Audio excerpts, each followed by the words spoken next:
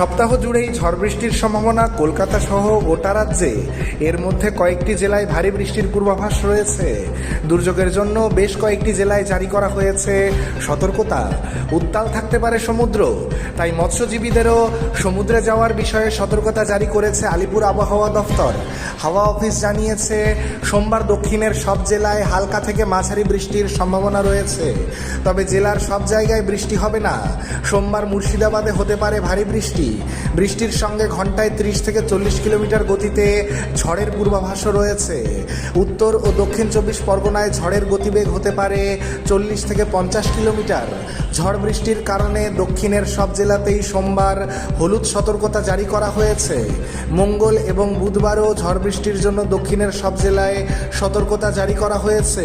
বুধবার পশ্চিম মেদিনীপুর এবং ঝাড়গ্রামে ভারী বৃষ্টির জন্য কমলা সতর্কতা জারি করেছে হাওয়া অফিস। ওই দিন হাওড়া, হুগলি, দক্ষিণ 24 পরগনা, পূর্ব মেদিনীপুর, পুরুলিয়া, বাঁকুড়াতেও ভারী বৃষ্টির সম্ভাবনা। দক্ষিণবঙ্গের জেলাগুলিতে এই ঝড় বৃষ্টি চলবে আগামী রবিবার পর্যন্ত। ব্যুরো রিপোর্ট, রাষ্ট্রীয় প্রসার বাংলা।